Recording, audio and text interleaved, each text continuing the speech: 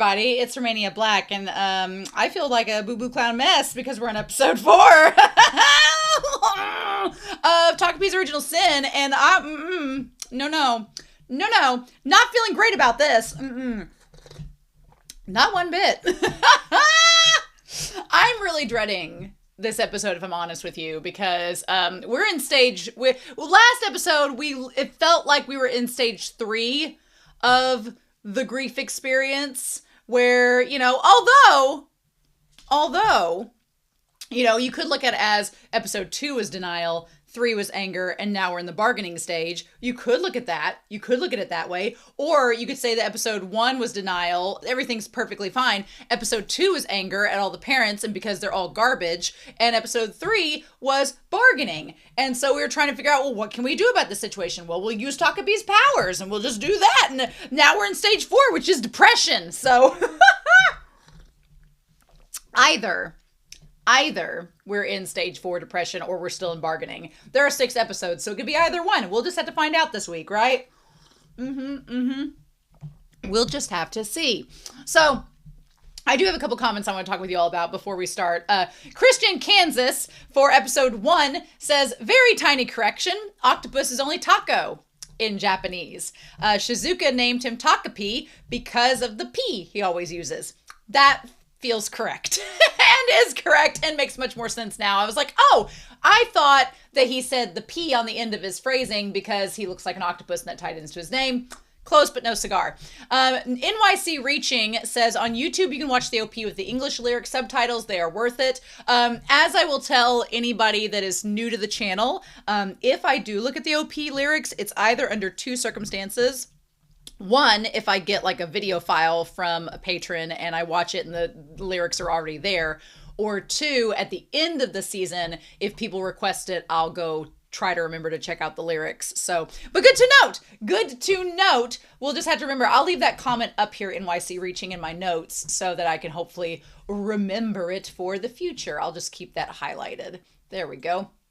H Banana 2 talked about, because episode 2 is a very polarizing episode, I feel. It's like, do you feel bad for Marina? Do you feel that she needed to die? Is that even on the table? We talked about that last episode. TAKOPI seems really upset that he realized that Marina had a life and that life is now gone. And we're going to see what ends up happening if TAKOPI's able to reverse time somehow with that clock that's on his home planet, or if we can't do that. It may not be a possibility. We don't know. But H Banana 7 says, poor Shizuka, but yeah, she hasn't taken any action. There was only inaction. She doesn't react to the bullying, but also doesn't continue that chain of abuse. Either Shizuka has checked out or has relented, because all of the adults are completely useless. Worse than useless. I love that. Worse than useless. They are full of harm. Until you brought it up, I didn't realize it. The moms can leave. They can both leave. If I was Shizuka's mom and my client's daughter was in the same class as mine, I would drop that client like a dirty sponge. But none of these parents can see beyond their own pain. And I thought about that because I don't get on TikTok. I have a TikTok, but there are some like ancient TikToks on there, but I can't frequent it enough. I'm not on it enough to frequent it. And y'all see my channel. Short range content is not really my thing. So I'm just like, But I do like watching long form content that are compilations and discussions about the rhetoric around those short form influencers. It's a lot of fun. I enjoy it. But recently, I've been watching videos about, there's a Hannah Alonso who is on YouTube, did a video. I really like her. She's a very calming and soothing voice. And she's younger than me, but we're both, mature individuals. She did a video about this influencer who has a daughter, and they both just make content for money. And the daughter is very much exploited, which I'm like, all the red flags. I'm like, please ban children from being used in TikTok videos. They are not consenting to this. They cannot have that right. Stop it. Stop profiting off of children and traumatizing them, please. But anyway, it was this mom, and she was just the worst. The worst. And I was just looking there, watching it, going, oh my God. Yeah. TAKOPI'S Original Sin seems like an exaggeration, and you're like, there couldn't possibly be garbage people like these in existence.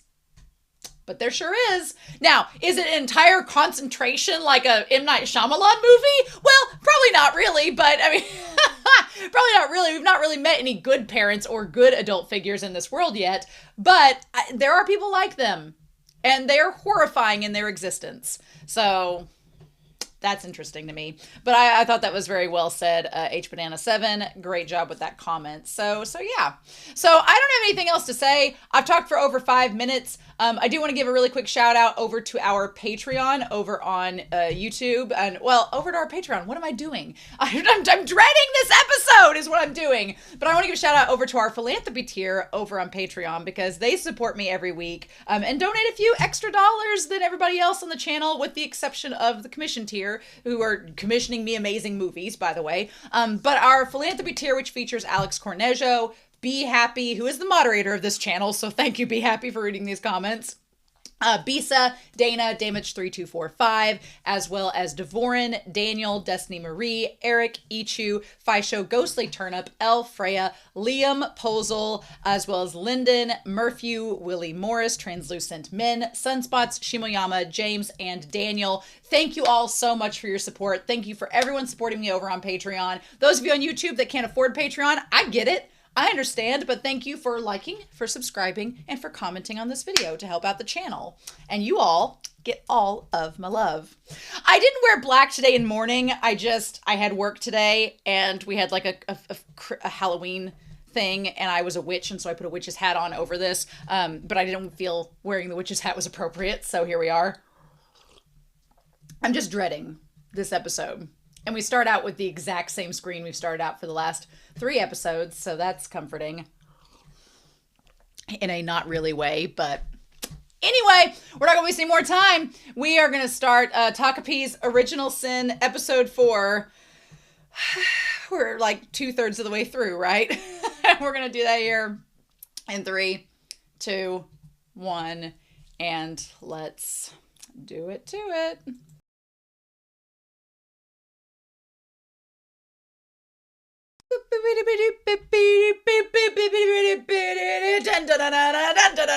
I'm so pissed. Man, okay. All right. I'm mad. I'm fired up. I thought I was mad last episode or in episode 2, but this episode pisses me off just as much. I feel like we were teetering between stage 3 and stage 4. We were teetering between bargaining and depression, especially with Azuma in this episode. Did I expect Azuma to be the moral grounding and the main character? Did I expect Azuma to become the main character of this series? No, not really, but he sure did. He sure has become our main character, hasn't he? Because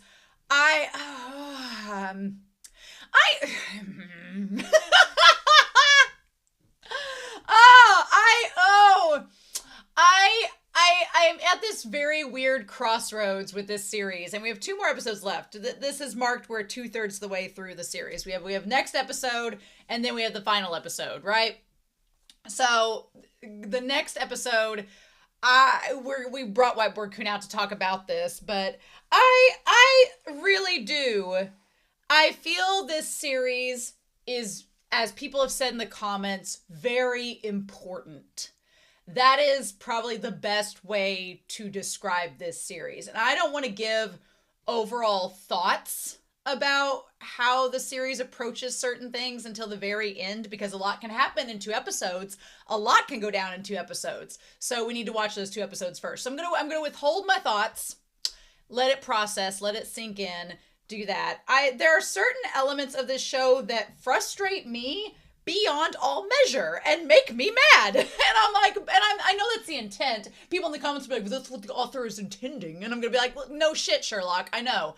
But it still is, I'm a writer, I'm a teacher, I teach writing, and there are certain things that I'm like, that irk me, but I don't want to go all in on them until the very end. So I'm gonna be mindful and demure. I'm gonna be reserved. But I'm going to talk about them a little bit. A little bit. And I feel like I have to put kid gloves on for the comment section sometimes and say this with forewarning, because I'm like, look, when I offer some critiques, and I'm going to speak slowly and clearly to the camera because people are going to get all, I'm like, before you get on your keyboards and you're like, Romania's dissing the series and she hates it and she thinks it's the worst thing. No, critiques do not necessarily mean that you have a negative connotation with them. They're just critiques. They're just things, observations. There are things that could be tweaked. Not necessarily that they're bad. They're just things that I'm like, for personal preference, I'm like, Again, I feel like I need to hold back. Otherwise, people will say, well, you've not seen the rest of the series yet. No. So I don't want to put the cart before the horse, because I don't want to face those comments. I'll save that for the very end when we get to episode 6, because there's lots of different ways. There's lots of different ways that this series could go from this point. And I'll be honest with you all, I don't know where we're going. Which is kind of, I know that Shizuka wants to go to Tokyo and take Takopi with her, but I honestly don't know, because we had this whole thing planned out last episode, and this episode all went to hell in a handbasket, kind of. But I will say this. This is something that does bug me about this series as a whole, and that it is the melodramatization of how there are no good adult figures in this world.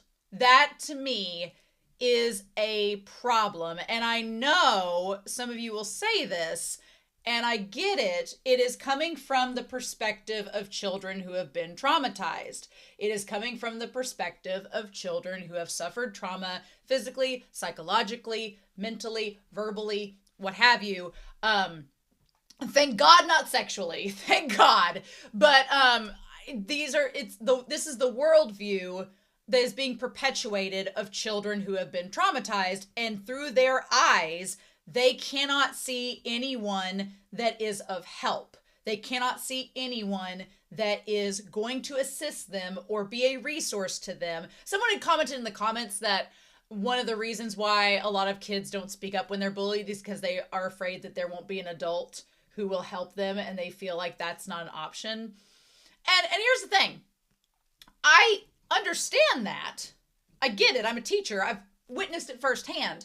But I will say that in our reality, there are those adults who are helpful, who are supportive, who are kind-hearted people, and are there to be a resource, right? It's not like Dangerous Minds, but but it is, there are people in the world that are adults with authority that are going to work for the kids.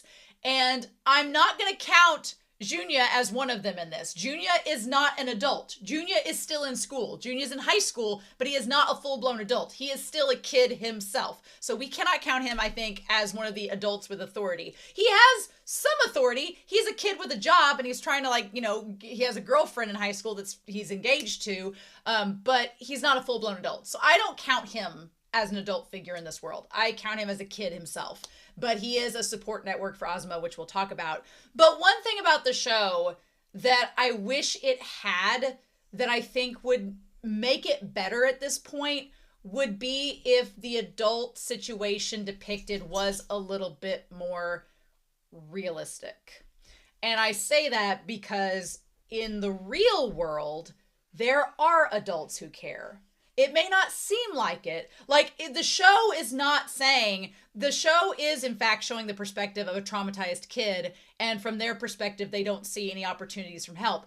The problem is, in this world, there are no good adults. There are no good adults. So their perspective is validated, and their perspective is correct. The kids are like, there's nobody that can help us. Nothing will change if I don't do anything. And in this world, yeah, that's true. Nobody's doing anything. And all these adults are garbage. Every single adult we've met so far is garbage. The teachers, the parents, the authorities, everybody is garbage. No one is good in this world. And so, at this point, 2/3 of the way through, of course these kids would think that, because there is no one helping them. Whereas, again, I've mentioned March Comes In Like a Lion. If you've not watched March Comes In Like a Lion, you should.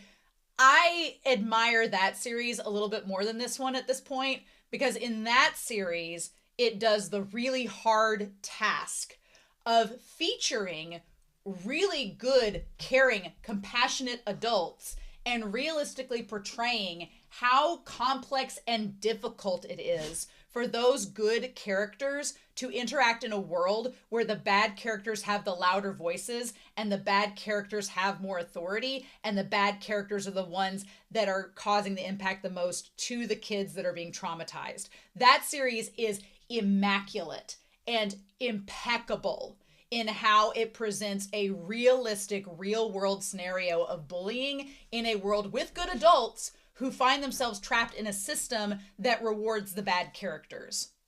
That's it. That's the main thing. I kept, the entire time that I was looking at this scenario, I kept comparing it to March Comes In Like a Lion because that series is flawless with that. This, it's so melodramatic and it's so hyperbolic and it's so exaggerated that it almost becomes borderline like, well, of course it's hopeless because you've created this hopeless world. And it doesn't quite at this point feel realistic. And that's the one thing, which is a shame and is sad because the characters themselves and the trauma and the abuse they are going for and going through is very realistic for a lot of people in real life. And a lot of people can relate to the struggles of these characters. But, I hate to say it, but in the real world, there are people that care about you. The problem is they may not know about it. They may not know. They may be like Junya and they don't know, which we're going to talk about because that was another thing. They may not know about your struggles. They may not know, but they're there. In this world, we have yet to see one adult figure that cares. And that to me is kind of like, if I was to give a con of this series so far that would keep me from giving it like a 10 out of 10 so far, it's that. It's just like, okay, well, of course these scenarios are happening because there is literally no one there. But, everybody's gonna be like, you're not giving it a 10 out of 10 and saying it's the most flawless masterpiece of all time. Just give me some time. I gotta finish the last 2 episodes. As someone, for my cup of tea, I would like to see a little bit more realism. With all the realism they're giving with the trauma and struggles these kids are going to and the psychological warfare that's being dealt upon them, which we're going to talk about, especially with Azuma, because that all makes sense now. With all of that being so realistic and so good, this one aspect is it's distracting. That's the problem. It's distracting me the whole time I watch. I'm like, where's the one adult figure? You need to have an adult figure in this show that's trying to help them, but cannot. Like, you need to have one, like, it could be a janitor. It could be the janitor. It could be a vet. It could be, I don't know.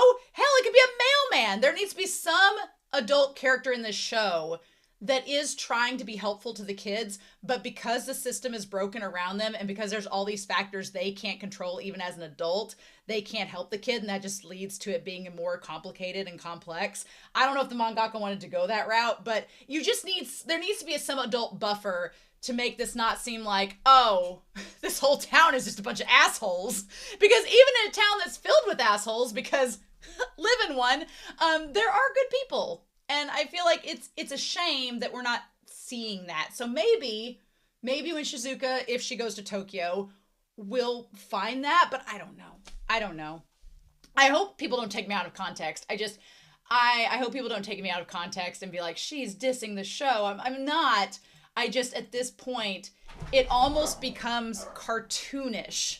Like the mom in this episode, she's so like, it almost becomes cartoon villain at one point. It almost becomes to the point where I'm like, really? Like, to that point, you know what I mean? It's like, this series is trying to be so melodramatic and get you to cry that it's like, and maybe I just have a stone heart. I know I don't have a stone heart because I cry. I cried like 3 times in the first episode because I felt so bad for Shizuka. Now Shizuka's pissing me off, but I'm like, everyone in this episode pisses me off. Everyone except for Azuma. Azuma does not piss me off. I feel very bad for Azuma. But everybody else in the episode is making me angry. And we'll talk about it. So the praying mantis is interesting because we saw the praying mantis in the last episode, right? That was sitting on top of Shizuka's head, and Takapi and Shizuka were playing with the praying mantis. I wondered if the praying mantis was meant to be, if the praying mantis is meant to represent Shizuka and her towards Azuma, because Shizuka, praying mantises, they kill their mates. They chop off their mate's head after they have sex, which these are kids, so that's not going to happen. But the fact that Shizuka was like, turn yourself in, convict yourself of murder on my behalf, felt like a mantis lobbing the head off its loved one, right? And her giving him the kiss in the playground made me think of, okay, well, she's trying to like, this is the praying mantis moment.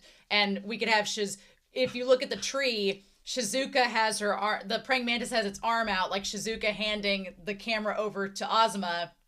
Azuma's in the light as the little green beetle, knowing that what is happening is wrong. And he grapples through the guilt of what is happening in this episode. And then the golden beetle out to the side is Marina, who is in the darkness like Shizuka, because they're both traumatized as F. So is Azuma, but Shizuka and Marina have traumatized each other. But Marina's little golden beetle's off to the side in the darkness because she did. So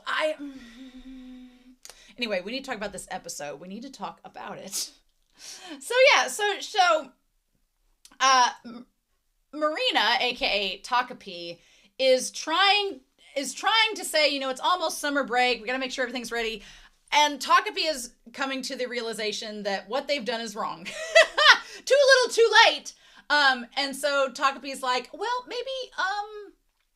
maybe, you know, I've been thinking, you know, we need to think about Marina and how this is affecting her family. I want to go through the list of everybody that is screwing up in this series, in this episode, because I'm pissed. So we need to go through this thing. Takapi, look, I'm glad that Takapi got a heart. I'm glad that Takapi has realized, oh shit, clocking this girl and murdering her with blunt force trauma was a bad thing. So I'm glad Takapi is realizing that. The thing that made me frustrated was not only Takapi, you know, the lack of knowing what to say, which is not Takapi's entire fault, because Takapi has been here, what, a month, a week or two? Takapi doesn't know. So there is something to that. The thing that bothers me about Takapi is when Shizuka suggests that Azuma turn himself in, I'm like, Takapi, this is all your fault. You were the one that clocked Marina in the head. Granted, it saved Shizuka's life, potentially, sure, but you murdered her. So this should not be on Shizuka or Azuma. And I don't know if that's like, this is parroting a kid's show, right? And the kids show format is that the mystical creature is there to help, but I'm not taking responsibility for anything. I'm just here to be magical and help you. But now it's like warped and twisted. It's like Return to Oz style, where Takapi's like, I'm not going to take responsibility for murdering this girl. It's on you to figure out, right? And so it's kind of like parroting that. So Takapi is not taking responsibility, as they should, especially if they feel bad for what happened to Marina. But on top of that, they are not getting on to Shizuka. We're going to talk about that. Shizuka really disappointed me in this episode. I feel like Tyra Banks in America's Next Top Model. We were rooting for you. Everyone was rooting for you. I felt that way about Shizuka, about a number of things. And so we're gonna talk about that. And it's not, again, it is not all of these characters' fault that these things are happening, but they're still happening regardless. So it's not Takapi's fault that they don't know what to say. They've just showed up here. And it's not their fault that they aren't taking responsibility necessarily. I mean, it is complicated, as we all know watching this show, but it is frustrating because it is Takapi's fault. And Takapi is making these kids. Shizuka didn't kill Marina. Shizuka was going to let Marina kill her. Azuma didn't kill her. So why ruin these two kids' lives instead of taking responsibility yourself? You're an alien. Turn yourself in. They'll probably experiment on you, sure, but like, tell them you're going to make them happy. You know, it's very much, it does frame Takapi as kind of villainous in this episode because they're not taking responsibility. They're just letting these kids take the fall for something they very much caused, right? And Azuma, meanwhile, discovers on the phone that the victim hasn't been identified as Marina. Police are treating the incident as a murder after finding signs of blunt force trauma to her head. I think it's interesting that we don't see the parents at all. We don't see Shizuka's mom. We don't see either parents of Marina in this episode. Probably for the best. Probably for the best. I cannot get over the scene right before the intro where Azuma is in the shadows. He's like, shit, we've been found out. It's only a matter of time. They're going to narrow it down. These adults are going to figure out that we did it. What do we do? And meanwhile, Takapi's like, bye, Azuma! Just, bye! Like, there's, I don't want to call it willful ignorance on Takapi's part, but there's a little willful ignorance on that. I'm like, my dude, you should know by now that's not good. You had a moment of clarity where you felt bad. Why aren't you realizing the gravity of this situation? So yeah, and then Azuma goes back into his house and his brother sees him. He's like, I'll cover for you. So let's get past this intro. I do like Junya a lot in this episode. We're going to talk about him a little bit. So the police come in. The police come in and they're asking about, any information. The teacher, as your teacher said, your classmate was found dead yesterday. I'm sad that the teacher is remorseful about the student, but also, you know what? And I can't say anything for the teacher because we don't see her face. I can't say anything for the teacher, but is the teacher sad that Marina's dead? Or is the teacher sad that she was one of her classmates and this could come back onto her and she feels, afraid for herself? We don't know. And if she's not afraid of how it could come back to herself, and if she is genuinely upset at Marina's death, my question would be, would you have felt as sorry if Shizuka had died? If the tables had turned, and I'm going to put the teacher up here, just being like, the teacher and mutual sadness. If the tables had turned and Shizuka had died at the hands of Marina and Marina hid the body, which we're going to talk about that. If that had happened, would the teacher be this sad? Would the class be as sad? Or would they all be like, well, the poor girl died. We called her a bitch this whole time. She's dead. I guess we'll move on. But because Marina was popular and like the case of the perfect victim, she was this little blonde girl that looked perfectly cute and had a nice little family and a house. Are we sad for that reason? And not to say that Marina's death isn't horribly tragic. I hate it. I'm still like, she shouldn't have died. I don't know what other option we had at the moment, but I'm still like, But, if you think about, at least in my country where I'm from, there are so many cases where minorities or people that are impoverished, they die all the time or are murdered or killed and they don't face justice. But this little picture perfect nuclear family child gets in a situation and suddenly it's like national news. It's very frustrating.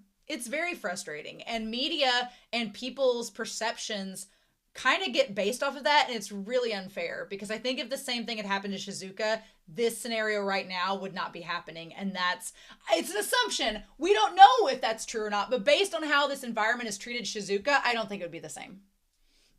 And that kind of pisses me off. Now, of course, Takapi is sweating bullets. Azuma looks like he is the most miserable human being on the planet. We're going to talk about Shizuka, who doesn't really have a reaction. And we'll talk about all of that.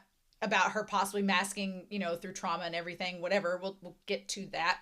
But Takapi feels guilty. Why are you having these kids take responsibility for your actions?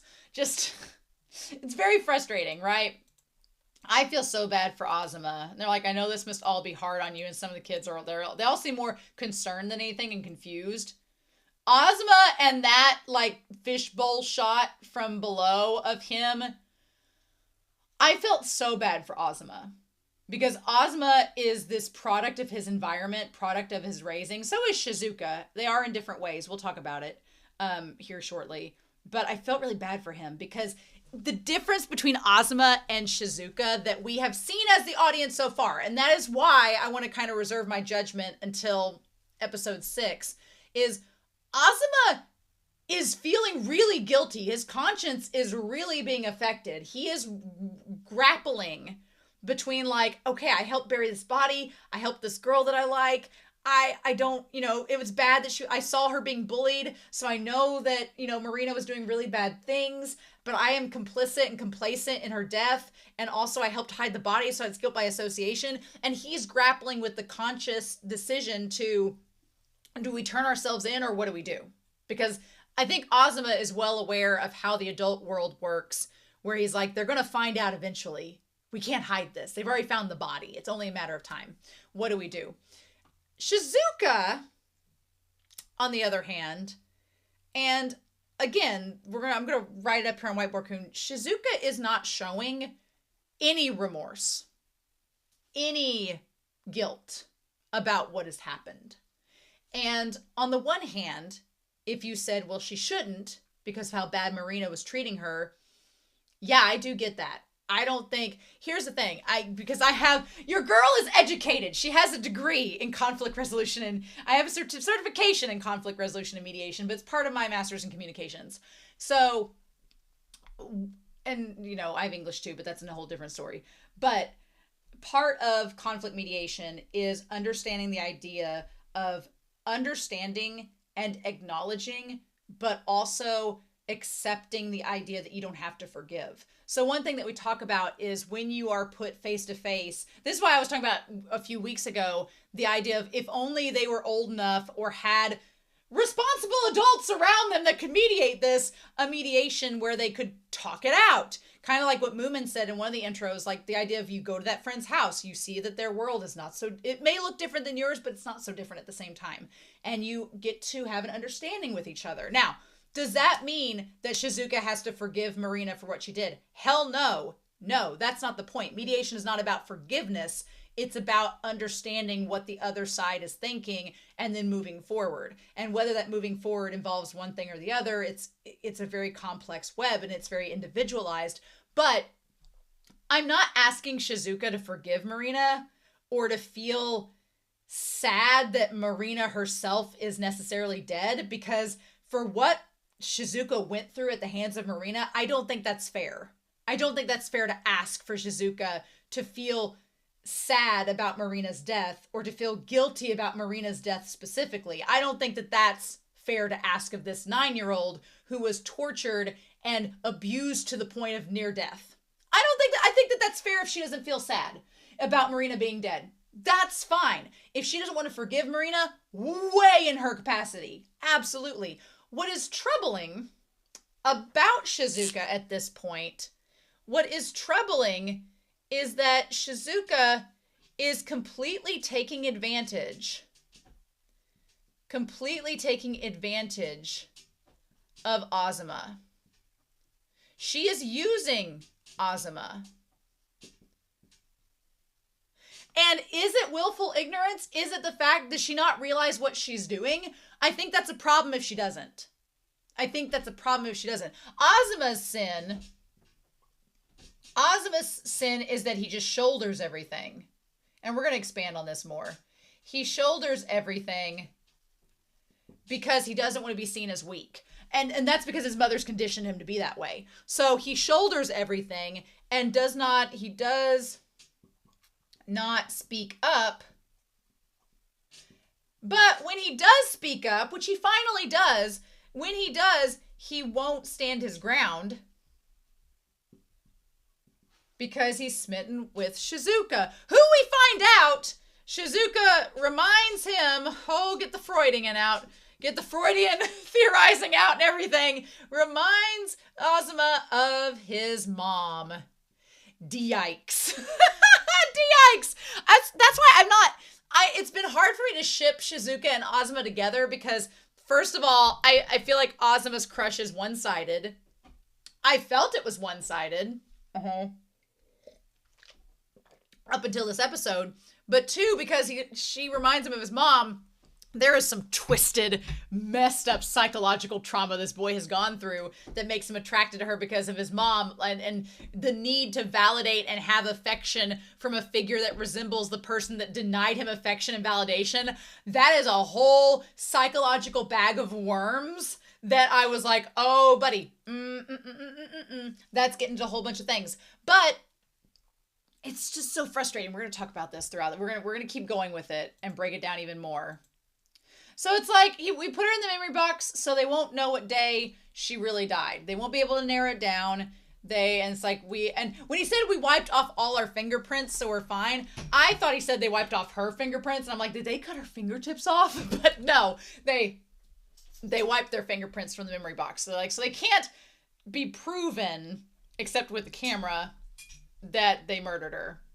He's like, I had no idea about the geological survey, but there's nothing to worry about. No one will suspect us as long as we keep quiet.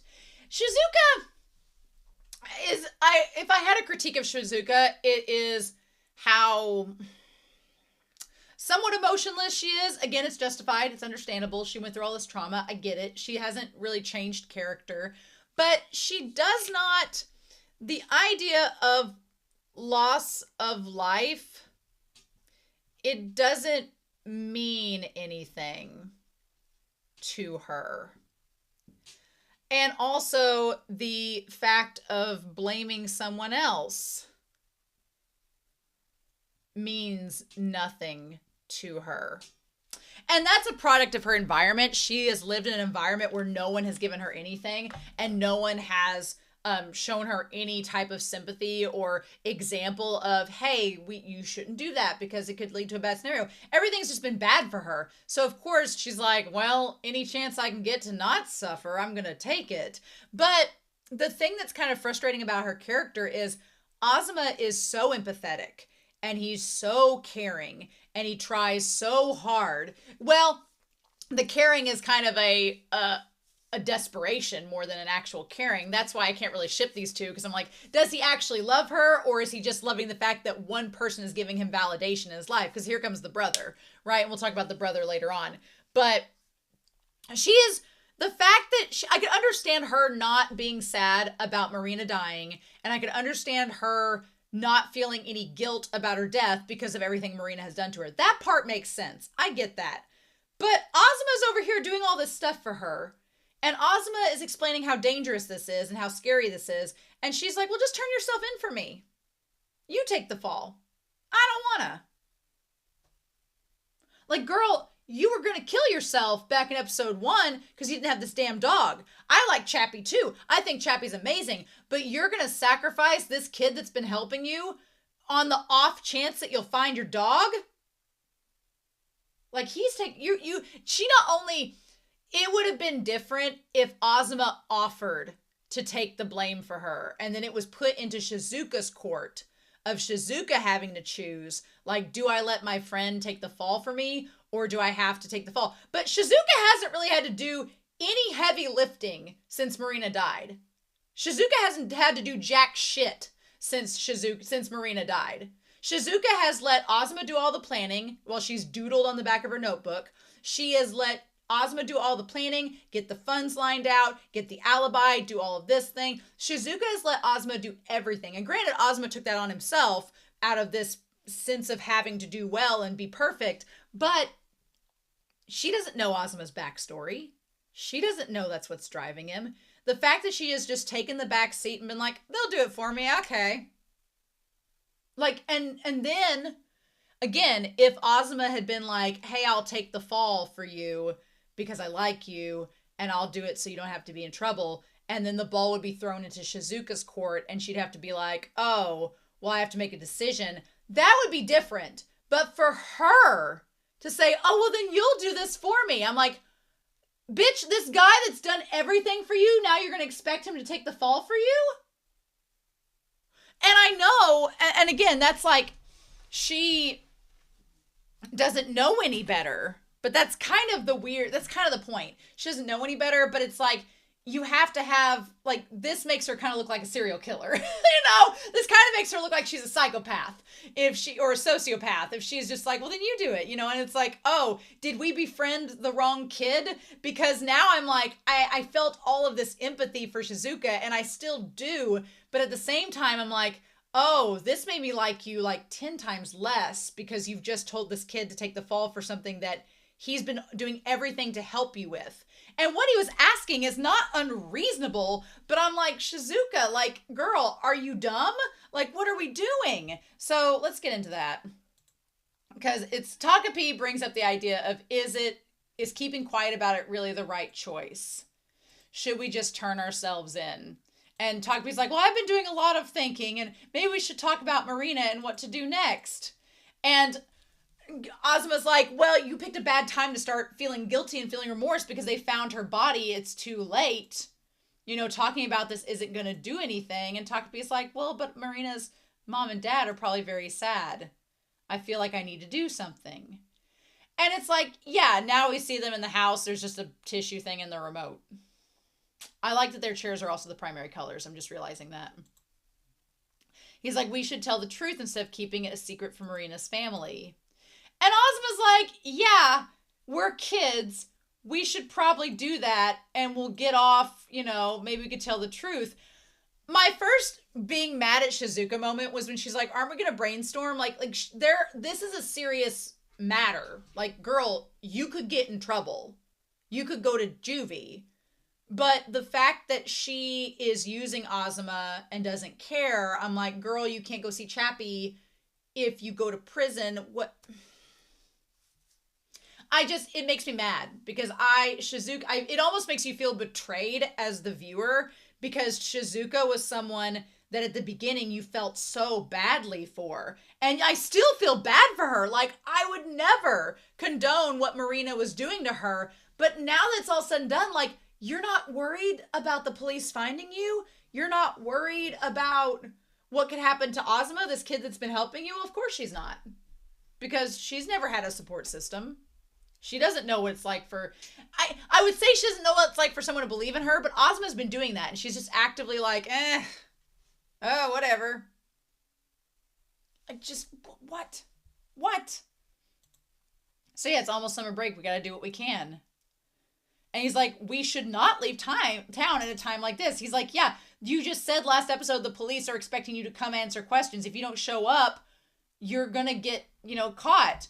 I just feel, she's like, you're the one who said we could do it during summer break. And he has this moment of being loved and talking about the bullet train schedule and everything after that. And I'm like, Azuma's problem is that he's in love with her. And then he just turns a blind eye to her clearly not being smart. Like, Shizuka just isn't being smart at all about this. And she's 9, I get it. But for her to, I guess I'm getting around to this point. I'm circling around it like a buzzard, right? But it bothers me that Shizuka has no emotional reaction. No emotional reaction to any of this. Either she's keeping it all bottled up inside and her defense mechanism is, I'm just going to deflect it and not worry about it. Or her coping mechanism is, I'm just going to disassociate and then I won't have to feel or understand anything, because if I start feeling, I'll start thinking about how messed up this is and that's going to ruin everything. It could be any one of those things. But it is a problem that she has no emotional reaction. It's a problem. Is it her problem that, is her fault necessarily? I mean, look at her upbringing. Look at her upbringing. And that's the other thing too. Again, I feel like this show is very important, as people are saying and describing it. I agree 100% with that, because it is showing us the need for adults who are considerate and are compassionate and are kind to be in the real world for kids like this. Because otherwise, if they aren't and all the adults in the world around them are just assholes, then they're going to turn out like this. And that's not good. We're seeing the trauma that these kids are suffering through. It's just that in the real world, there are nice people.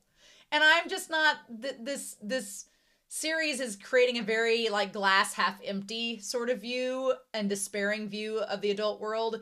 And I just don't ascribe to that, because I know there are good people in the world.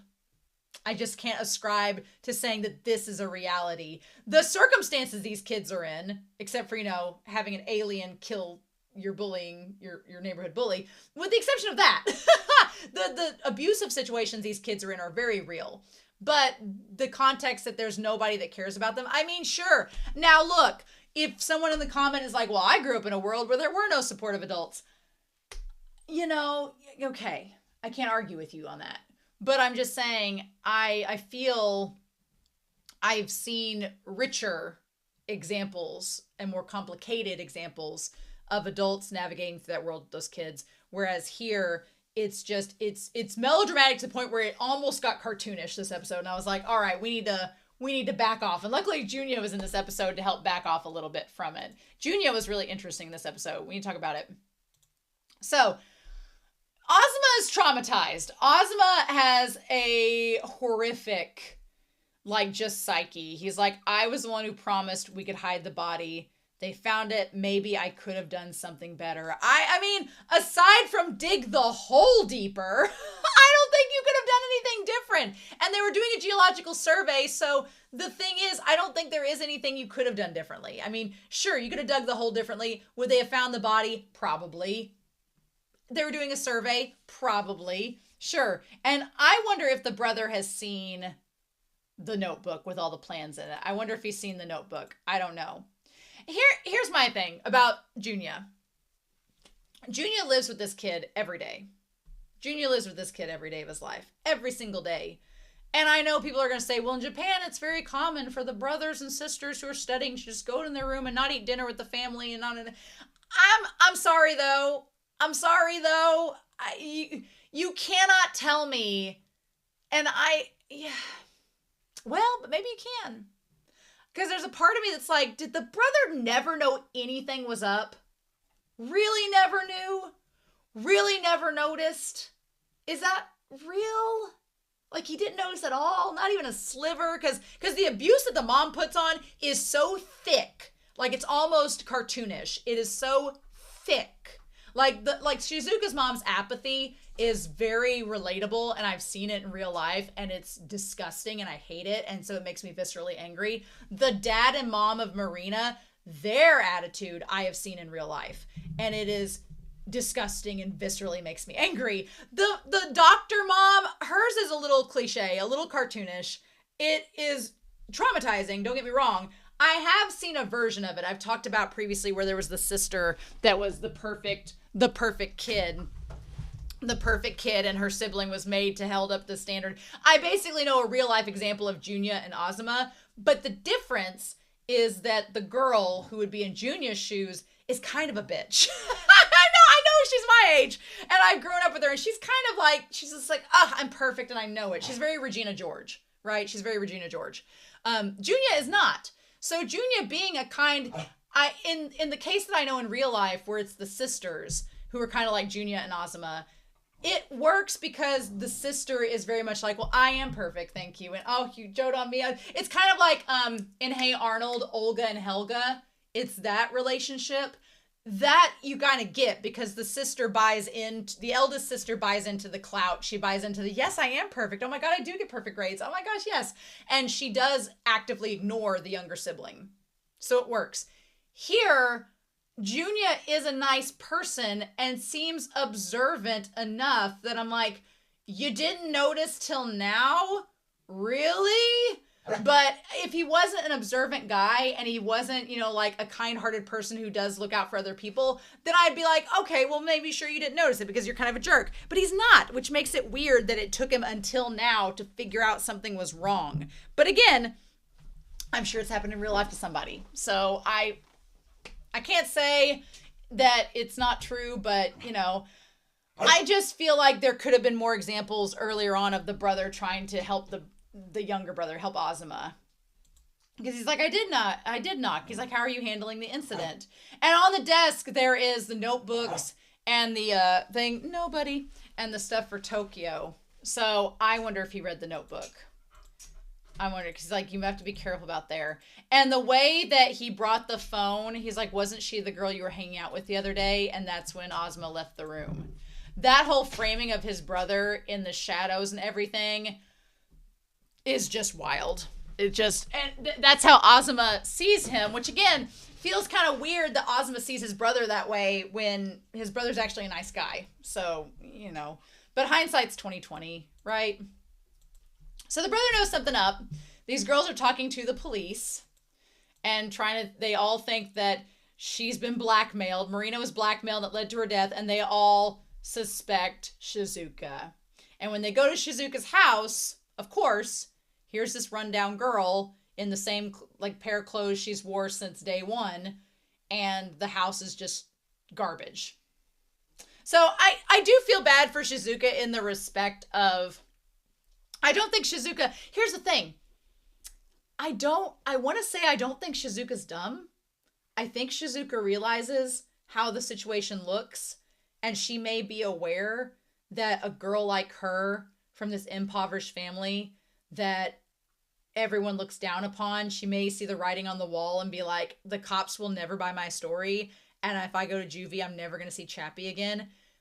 But if that's the case, I'm a little bit mad at Shizuka, because that means she's also cognizant of the fact that she's blaming Azuma, who's done nothing wrong except try to help her, and she's passing the buck to him. And that's not right. She should push Takapi in front of the officers and say, here it is, this is what killed her.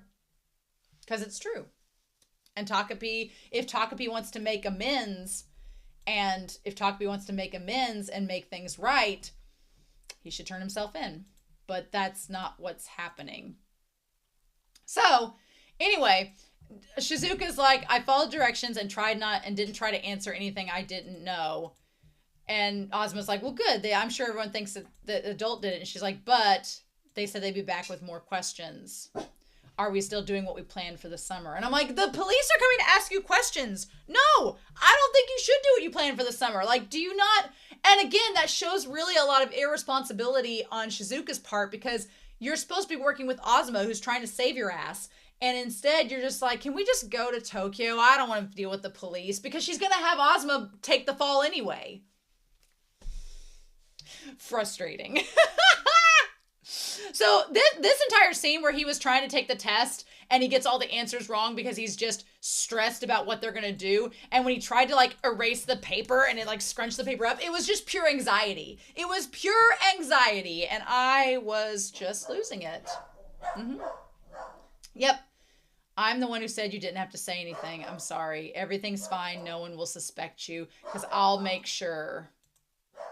Yep. So he gets the questions wrong, gets a 54 on the test, which is probably like his worst score ever. And this is the thing. The mom's a doctor.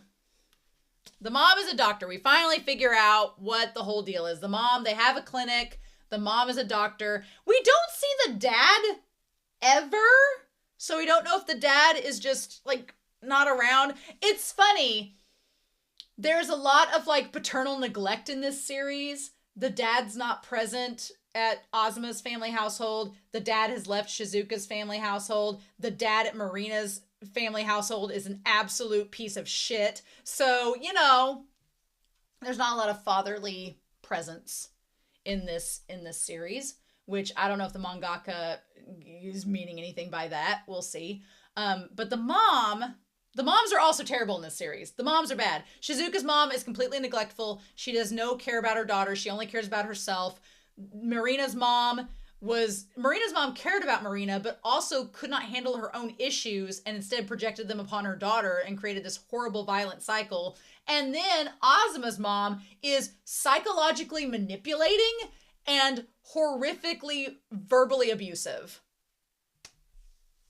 And I'm like, why, Junior?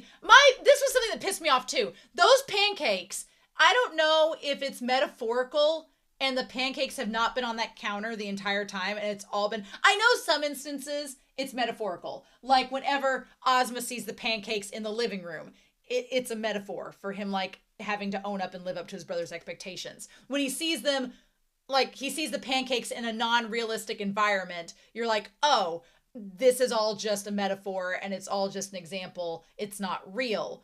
But there's lots of little moments where the pancakes are there and could be realistically there that I'm like, bro, you could have told your brother a long ass time ago that the pancakes didn't taste well and weren't worth the reward anyway. The reward wasn't worth it to begin with.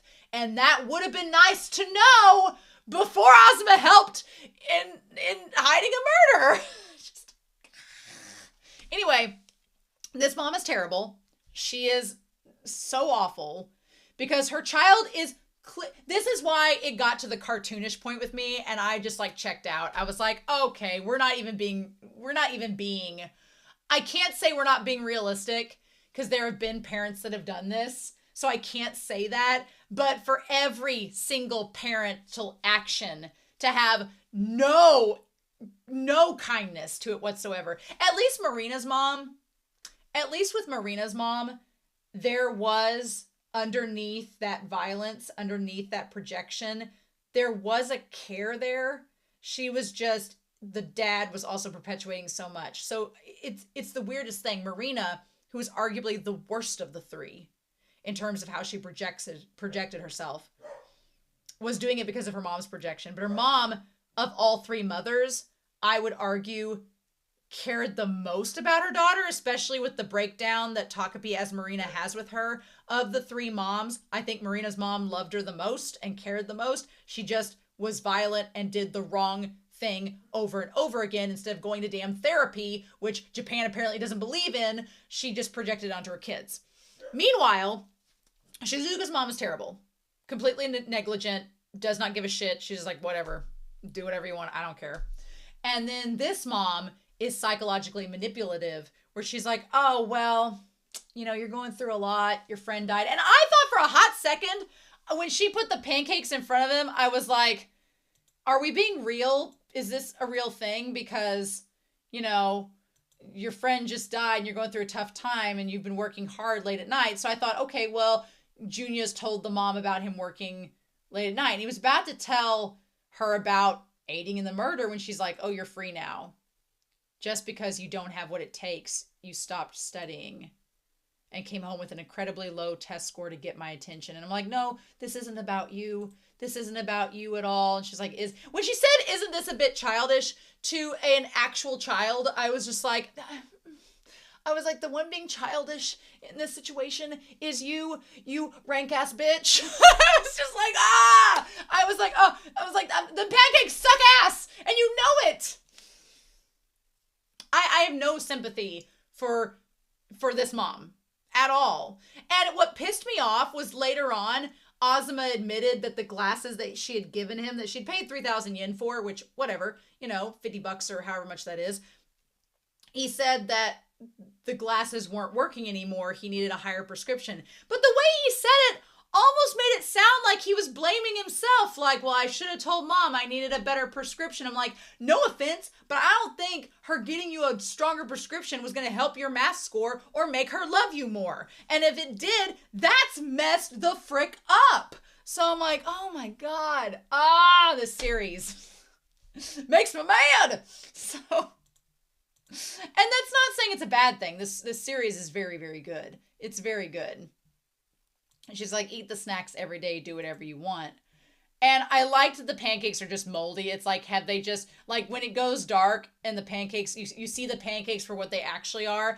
In Azuma's mind, they look beautiful. And they look like the most souffle, perfect pancakes. But when the light goes out and you see them for what they actually are, they're not as fluffy. They're not as thick. They look kind of gross.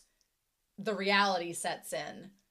But she's just awful. Like, I'm sorry. I'm so sorry. But I know they showed in the flashbacks her being super kind to Junya and being like, oh, my perfect son, and you're the best, and I love you and all this. But there's a part of me that even a parent that puts up the biggest front around a kid like that, like they did, like she does for Junya in here, if they are that shitty to Azuma, then I just find it a little unrealistic that Junya would never notice the mom wavering. Like, the mom's not Aizen Sosuke. you know, I'm like, really, Junya, you couldn't tell the mom was being a little bit weird to your younger brother? You couldn't know? You couldn't read between the lines? Some of the things she said, it's like, that didn't click to you that, oh, hey, that's kind of a weird thing to say to my little brother. Or, hey, what a weird standard to hold up to my little brother. And Azuma, you've never mentioned this to your brother? And I get it. Azuma put his brother up on this pedestal, thinking his brother was perfect and that he wouldn't understand, he wouldn't support him, right? But then I'm like, Junya, you didn't notice anything. Ever. I just find that hard to believe. I find a woman that's this villainously cartoonish was not noticeable at all. Really? And Azuma, who is constantly like Charlie Brown walking home, that wasn't apparent at all. I know you had a job, but you saw him sometimes. Anyway, so Ozuma is super sad, and that's when he sees Shizuka, and he's super sad about it. And she's like, I just got another call from the police. She's like, I have to go to the police station during summer break. And he's like, yeah, I know. And she's like, but I have to go see Chappie during summer break, so I can't, can I? I need Shizuka to not be dumb. To not be willfully ignorant, I guess. Because I'm like, Shizuka, you know you have to go to the police station. You're not dumb. If you are dumb, then this is a problem. But you know you can't. And why isn't TAKOPI speaking up? Azuma's going through the ringer, so he has trouble speaking up about it. She's like, I need to go see Chappie. And I'm like, I get Chappie's like your one like connection to still living, even though there's someone that cares about you right in front of you. But she's like, I don't want to get arrested either. And she's like, could you go instead? And so when she said, can you go instead? Us, the audience, are thinking, oh, he'll go to Tokyo, find the dog. He's like, it's okay. You can tell me anything. I'll take care of everything for you. I'm like, is she just that dumb? Is this 9-year-old, this 4th grader just that dumb?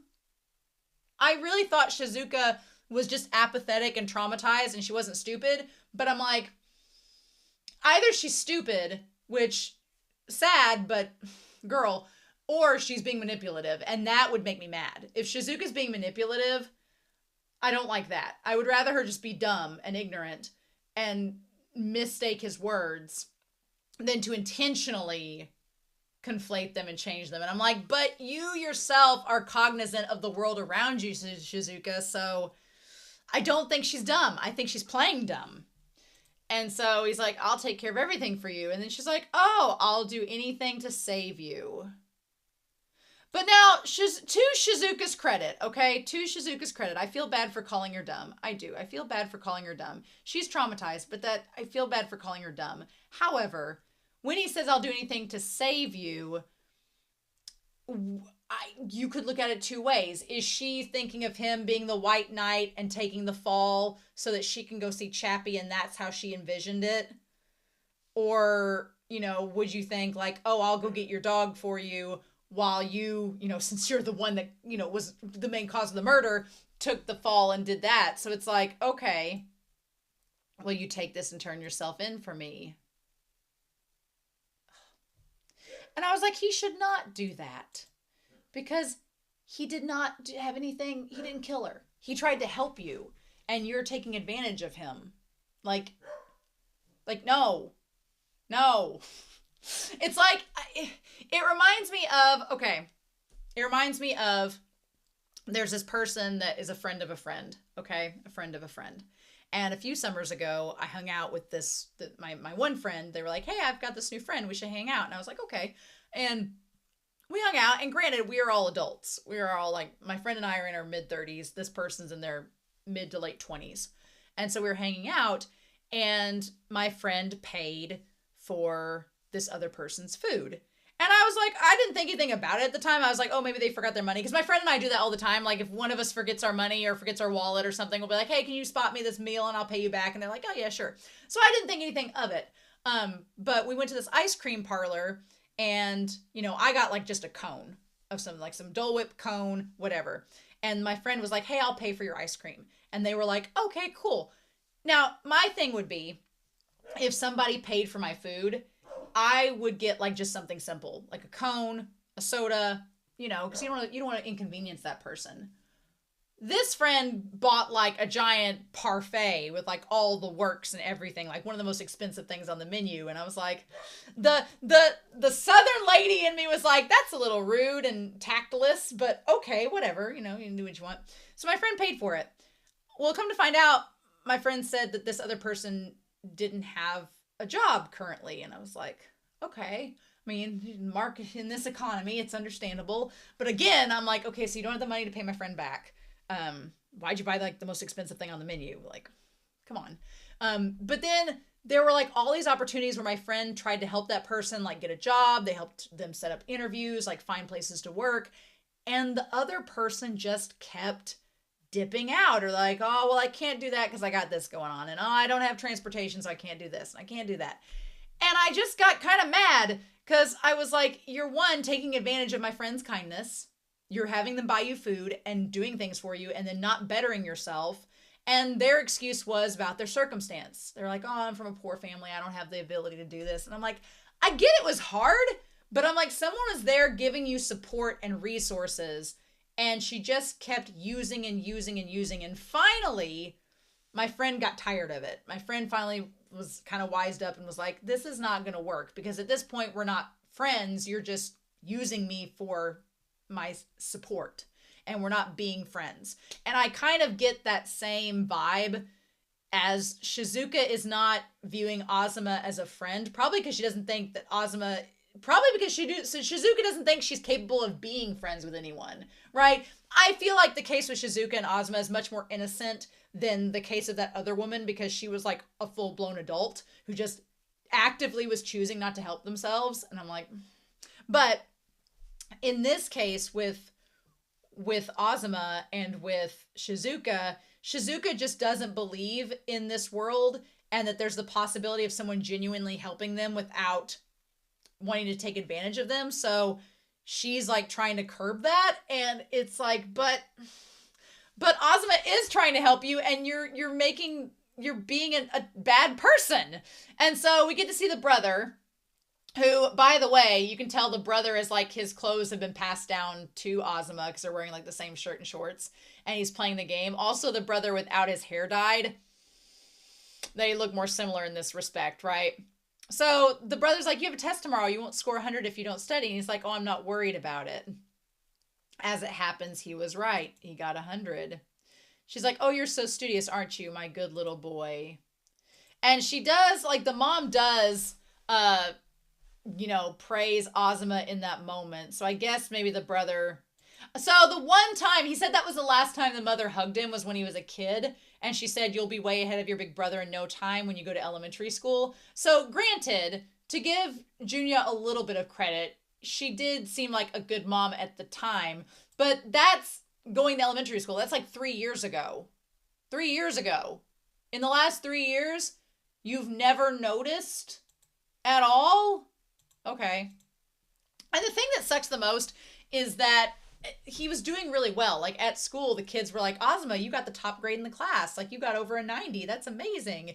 And the mom just never thought it was enough. The mom's like, that's not good enough. You're not scoring hundreds like your brother. Like again, comparing Azuma to his brother is stupid. And she's like, you guys eat the same and I raised you the same way. Well, I'm sorry, but if you know anybody, like I know people, I know siblings who are totally different. My brother and I we ate the same food too, but I got straight A's in school and my brother was like, B's and C's are fine. And my parents were like, it's a thing in itself. But I know siblings who are drastically different and who are raised in the same household. I know twins that are drastically different. And I'm like, you can't say that. Like, you got the highest score in our grade on the standardized test, Azuma-kun. And he just looks so traumatized in that one picture. But my brother was #1 in the country.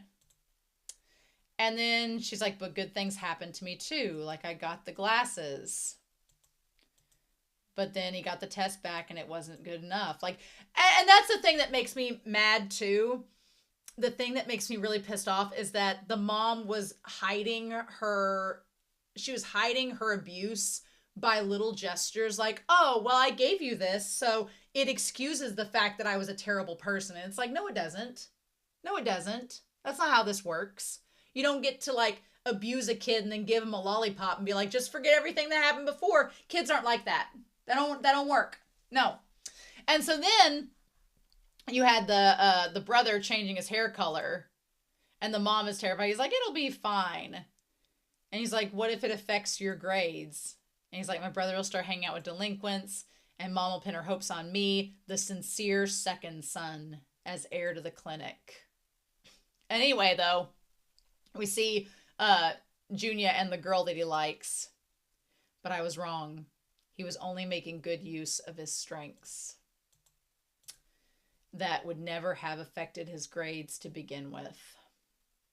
It does suck when you are someone that tries really hard and you just can't be the same way as someone else that just naturally has it.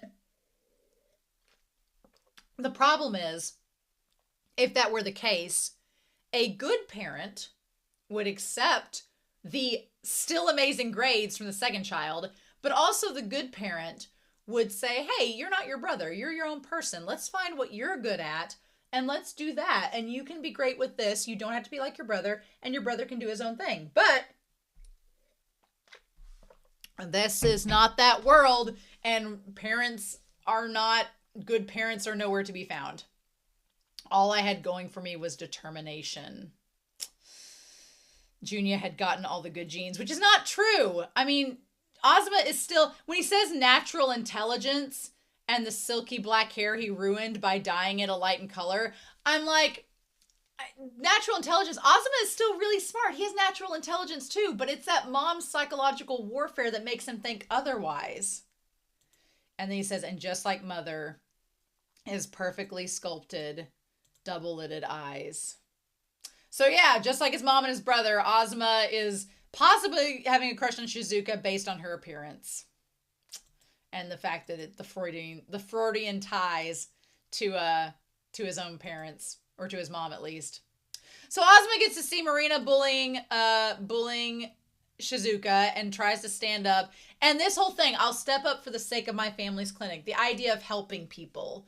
But the thing of it is, Azuma should not help someone to the point where he takes the fall for them. Like, at some point, Shizuka has to take responsibility. At some point, Shizuka, it is not realistic for Shizuka to pass on her responsibility to everyone else around her, because what will happen is eventually there'll be no one else around her. And then what? Then she has to own up to it. And no one will be there to defend her because she's already, like, basically shaved them all away. Failure is not an option when people's lives are in our hands. The fact that mom's dialogue about being a doctor is what he uses to justify taking the fall for Shizuka is absolutely wild. And the fact that he kept trying, that montage of him kept trying to reach her and she kept moving further and further away and the pancakes kept stacking higher and higher. It was like Melissa Joan Hart getting all the memes of everything all at once. And she was just like, and just, Azuma just, it was this combination of not measuring up to what the mom wanted and also not being able to help Shizuka, and they just like compounded the failures together. And she's like, it won't change anything. Even a girl who looks like my mother won't believe in me either. But then she says, please help me. And that's all he needed to hear. He's like, and I'm doing the right thing. This is how I can work in the same field as you by helping people. I'll become a doctor who saves countless lives. Well, you're helping hide a dead body and you're not saving countless lives if you turn yourself in for her. I will say the one moment where, again, when Azuma looked up at her in the classroom and she was just bloody and beaten to a pulp. Like, how a teacher, I'm sorry, again, it pisses me off. How no adult could watch, I get somebody that's, maybe covered in dirt or something. You don't think about it because you're just like, oh, they're dirty. And people have prejudice against people like that, which is dumb, yes. But they have them and you're like, oh, you didn't bathe. Okay, but someone covered in blood? And you just were like, it's just so-and-so. Would not happen in real life. Would not happen. I'm sorry. Maybe a teenager, maybe an adult, sure. Okay, I could see heartless people doing that, turning away, turning a blind eye. But a 9-year-old kid, I don't know. I don't buy it. I smell a stunt. But yeah, I'll wait for you to come back even if you go to juvie after turning yourself in. I'm like, why should he have to take the fall for you, girl? No. And he accepts it by saying, you won't give up on me? He was gonna, accept it. And then the kiss makes me mad because the kiss feels like something she learned from her mom. The kiss feels like if I add a intimate gesture in return, that will get people to do what I say. And it pissed me off because it made Shizuka seem like her mom in that moment with a client. Is essentially what it seems like. It felt like freaking Rent-A-Girlfriend. And I was like, you're 9. No. And where is TAKOPI in this moment? Where is TAKOPI to be the voice of reason? Not doing a damn thing. And she's like, everything's going to be just fine. I'm like, girl, Azuma, tell her that she's going to turn herself in. The last time my mother hugged me was then. I'm like, I wish Azuma would just turn her in and make her face the consequences. I just don't know what else. Like, I don't want Shizuka to go to jail, but at the same time, Azuma's done nothing but help her, and she's throwing him to the wolves.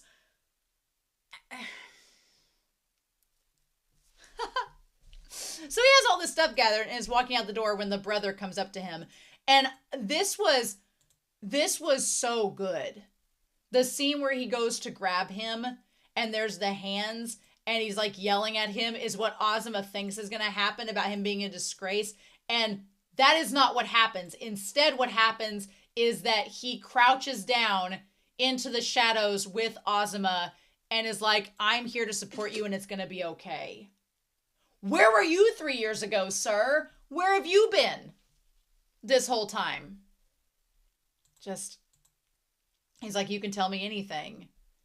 And I'm glad that Azuma finally, speaks out and says all the things he's been thinking about his brother and about his mom losing hope on him and nobody believes or invests in me. And then all he can think about is Shizuka. And that's when Junior's like, you have me. You can tell me anything. And he finally, says, you're my little brother. It's okay to admit if you can't do something. And I'm like, where have you been this whole time? He's like, nobody's perfect at everything. I'm like, where have you been this whole time? This kid needed that like 2 years ago. He's like, my girlfriend helps me with everything. Like, he reveals the fact of the matter is he's like, my mom's pancakes are terrible. My girlfriend helps me. I'm not perfect. It's just your perception. Right? He's like, they'd go hard in the fridge because she'd make them before the night shift.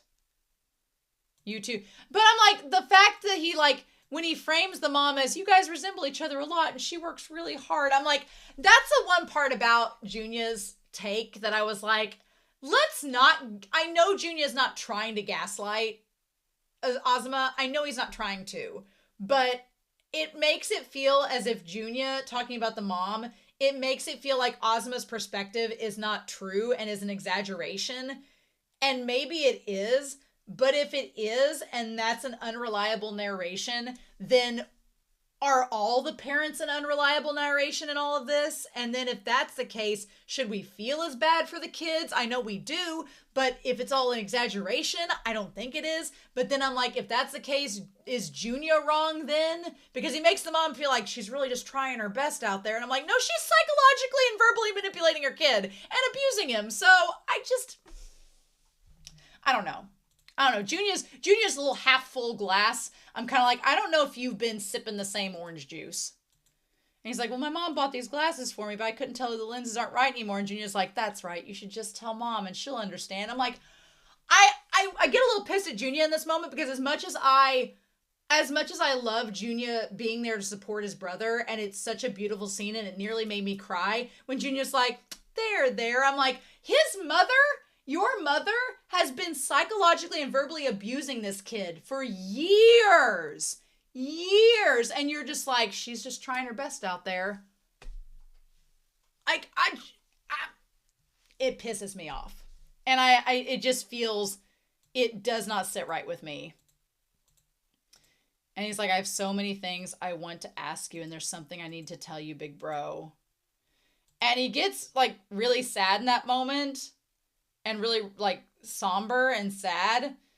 And in that moment, he just kind of says, oh, sure. So I don't know in that moment if he has read the notebook, if he knows what's in the bag, if he knows that his brother's about to get in all this trouble and he's just trying to put on a strong face for him in that moment. I could see that. So then they say that he had to do something. He had something to do with that case. So something to do with it. So they've not come out and said what's going on. He hasn't taken the fall for it, but he has something to do. And they're like, I bet someone put him up to it. And the rumor is it was a classmate of his by the name of Shizuka. I mean, I don't know what she was expecting because, like, again, she, and I feel bad for Shizuka in the sense that she has a bad reputation when she hasn't done anything. The problem is she hasn't done anything. So of course she has a bad reputation. It's kind of like if you can't help yourself, at some point you've got to try to help yourself. Even if you're in the worst situation, you have to find a way. I feel like Shizuka, again, in episode 1, was willing to take her own life because she didn't have a will to live. And not having that will to live meant she wasn't taking any proactive measures to extend her life and live because she didn't care, right? So honestly, oh my God, that is exactly it. She feels, this entire episode, I was like, she feels like a walking corpse more than Marina ever did, because she kind of is. She kind of is a walking corpse. She died back, now I'm not saying she was supposed to die back in episode 1 because Takapi gave her the ribbon, but she probably would have killed herself anyway and just did something different. So she had lost all the will to live, saw no point in living, and was going to take her own life. And now, since that's been prevented, you would think like, oh, she's got this new lease on life. But she doesn't know that her death has been prevented. She doesn't know that she's been given a second chance. So she's just existing in this state. And I was thinking too throughout this episode, Marina was awful. Marina was the worst, especially to Shizuka. And I felt so bad for Shizuka with everything Marina was doing. But Marina wanted to live. She wanted to live so much that she was willing to potentially kill someone so that she could live. And she had this fire and passion that was very misplaced and was very abusive and did a lot of wrong things, but she wanted to live and just ended up getting clocked by the camera. Shizuka does not really show, other than finding Chappie, and Chappie's her sole reason for existence, other than that, she doesn't show any like will to do anything. And I was like, the audacity of after he turns him. Now, I don't know if he's turned himself in.